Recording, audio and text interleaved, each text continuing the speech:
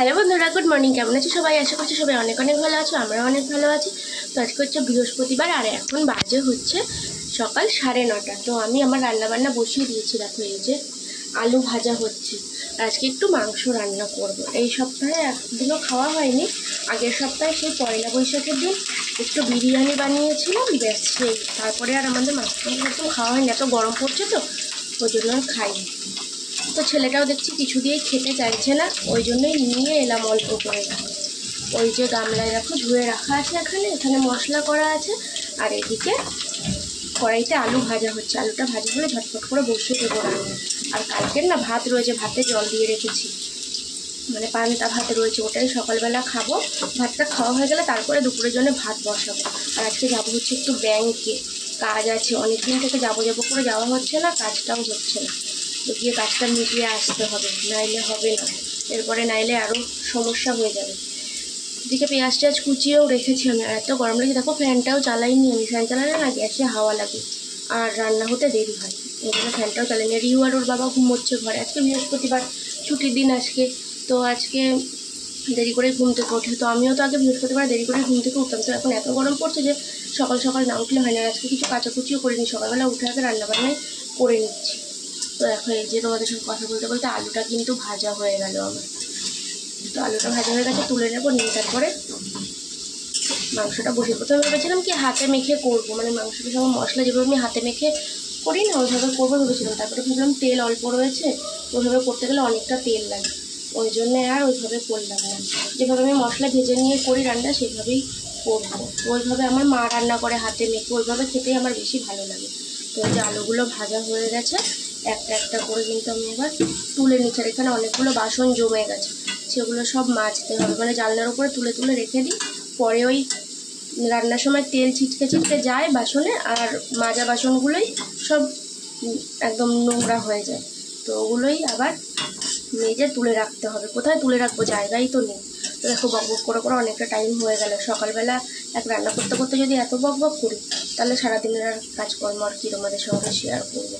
তো যাই হোক, রান্না বান্না করি। তো চলো, তোমরাও দেখতে থাকো। তো এই যে আলুটা তো নিয়েছি, ভেজে তুলে নিয়েছি আর কি। তারপরে আবার একটু কড়াইতে তেল দিয়েছি। এখন এই যে পেঁয়াজ দিয়ে দিলাম। আর পেঁয়াজটা না সেদিন কুচি কুচি করে কেটে নিয়েছি।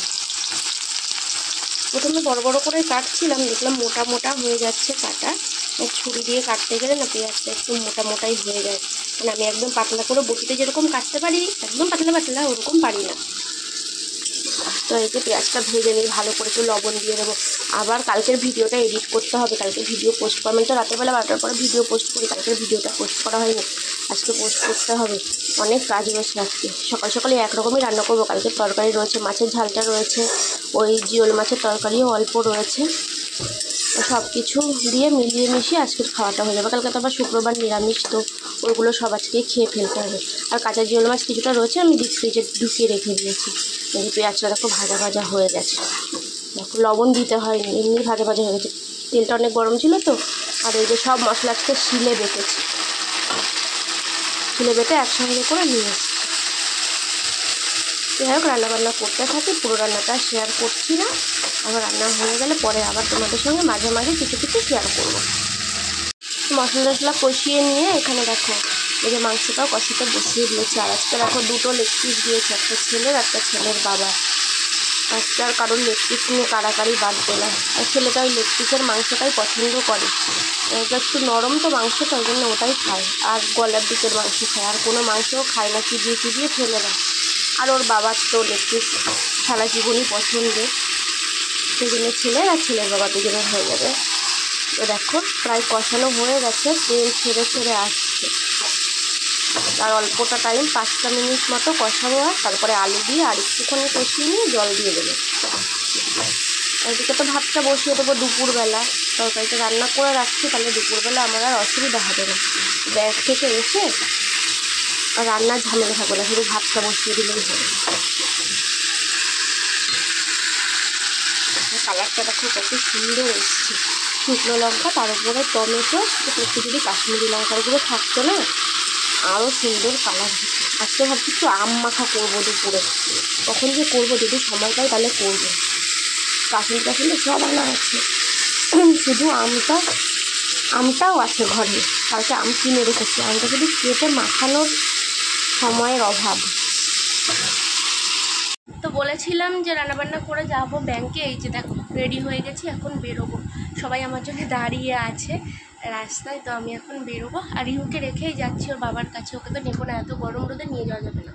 তো আমি এবার বেরোই, আর ফিরে এসে তারপরে আবার তোমাদের সঙ্গে কথা হবে। তো ব্যাংক থেকে তো চলে এসেছি বাড়ি। বাবা বাইরে এত গরম না, রোদ্দুরে আর গরম হাওয়ায় মুখটা মনে হচ্ছে কি পুরো ঝলসে যাচ্ছে, মুখ তার সঙ্গে গা হাত পা মনে হচ্ছিলো যেন ঝলসে যাচ্ছে। দেখো ওদিকে ওই যে জানলার ওদিক থেকে রোদ আসছে আর মুখের উপরে পড়ছে, কেমন একটা লাগছে মুখটা। হ্যাঁ এবার ঠিক আছে। এদিকে মানে আরও কাচের জানলা তো গরম হয় আরও বেশি গরম লাগছে, অসহ্য লাগছে গরম। এখন আমি যাব স্নান করতে। আর বাড়ি এসে দেখি রিহু স্নান হয়ে গেছে, ওর বাবা আজকে স্নান টান করিয়ে দিয়েছে রিহুকে। বাবা রিহু যতক্ষণ থাকলো ওর বাবার কাছে সেটাই মানে ভাবার বিষয়। আমি এখান থেকে গেছি 11:30টার দিকে, বাড়ি আসতে আসতে 1:30 বেজে গেছে, মানে 2 ঘন্টা। 11:30 একটু পরে গেছি, আর 1:30 একটু আগে আগে বাড়ি ঢুকে গেছি, মানে প্রায় 2 ঘন্টা ছিলাম না ঘরে, মানে বাড়িতে। আর রিহু অতটা টাইম ওর বাবার কাছে ছিল।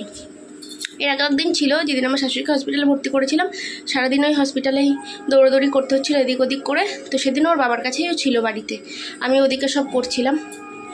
তো এই 2 দিন রিহু আমাকে ছাড়া থাকলো। হ্যাঁ আর একদিন ছিল যেদিনকে আমার শাশুড়ির অপারেশন হয়েছিল, সেদিনকে আমার মায়ের কাছে ছিল। এই 3টে দিন ছেলেটা আমাকে ছাড়া ছিল। বাবা ছেলেটাকে ছাড়া থাকতে আমারও ভালো লাগে না, আর ও আমাকে ছাড়া একদমই থাকতে পারে না। তো বাড়ি এসে একদম ভাত বসিয়ে দিয়েছি দুপুরের জন্যে, ভাত না বসালে আর হবে না। যার ভাত ছিল সেটা আমার বরকে দিয়ে দিলাম, ও খেয়ে দিয়ে কোথায় একটা গেল, ঠিক জানি না কোথায় গেল, আমি জিজ্ঞাসাও করিনি। আর আমি এখন যাবো স্নানে, দেখো ঘেমে টেমে একাকার অবস্থা। আগে স্নানটা করে আসি, পরে আবার কথা হবে। তো বিকেলবেলাতে গেছিলাম রিহুকে মাঠে নিয়ে খেলতে গেছিলাম, মানে আমি খেলিনি, রিহু খেলতে গেছিলাম, আমি সঙ্গে করে নিয়ে গেছিলাম। আর এখন যাবো মাঠে, ওর বাবা রয়েছে, তোকে দিয়ে আসতে যাবো। এখন কাঁদছে, ওই যে আমি যে ক্যামেরাটা অন করেছি যাচ্ছি না, ওই কান্না শুরু করে দিয়েছি। তো ঘরের মধ্যে না গরমে থাকা যাচ্ছে না, ওকে মাঠে ওর বাবার কাছে দিয়ে আসি, আর আমি একটু বসবো মাঠে গিয়ে, বসে বসে একটু হাওয়া খেয়ে তারপরে আসবো। আয় চলে আয়, চলে আসো, জুতো পরবে। আর হাওয়াই চপ্পলটা না ছিঁড়ে গেছে রিহুর, বাজার থেকে আনতে হবে, সে আর আনাও হচ্ছে না, এত অসুবিধা হচ্ছে। এখন লাফ মেরে কোলে উঠে পড়লো। এই গরমের ভেতরে না কোলে নিয়ে নিয়ে আর ভাল লাগে না, নিজেরই গরম লেগে যায়। তো যাই, গিয়ে মাঠে গিয়ে যদি কিছু ভিডিও করতে পারি তাহলে সেটা অবশ্যই আমাদের সঙ্গে শেয়ার করব। তো চলো যাওয়া যাক।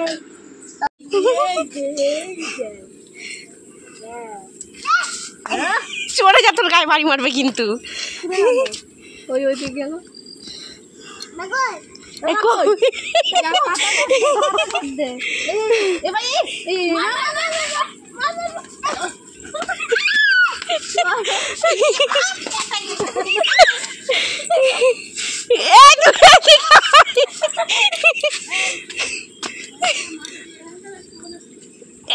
ওদিক যা, ওদিক গিয়ে ঝাড় দে, ওদিক যা, ওদিক যা, ওইদিকে যা, ওইদিকে গিয়ে পাতা ঝাড় দে, যা যা পাতা ঝাড় দে, ওইখানে কিছু নেই, ওইখানে পাতা ঝাড় দে, যা। এইদিকে তাকাই, এই যে এইদিকে, ওই জুজু, ওই জুজু নেই আর, জুজু চলে গেছে আর নেই, পাতা ঝাড় দে।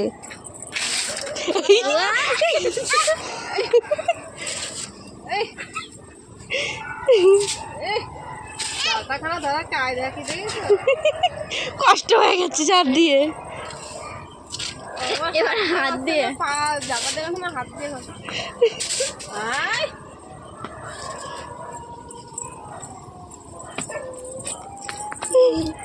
আবার কোথায় যাবি?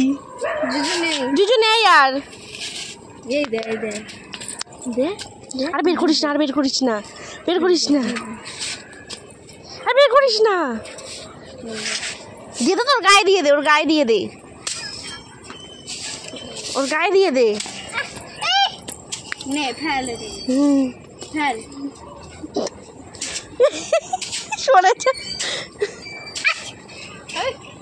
যাচ্ছে না, ওদিকে ফেল, এদিকে না, তোদের বাড়ি দিয়ে দেবে, এই যে ওদিকে, হ্যাঁ গেল, এই যে গেল, এই যে ওই যে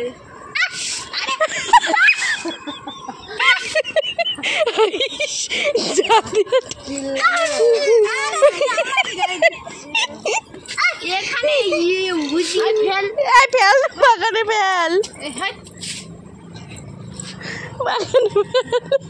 তোর গায়ে বাড়ি মেরে দেবে কিন্তু আসলে সাথে সাথে তোরাও ঝাঁটাই দেবে।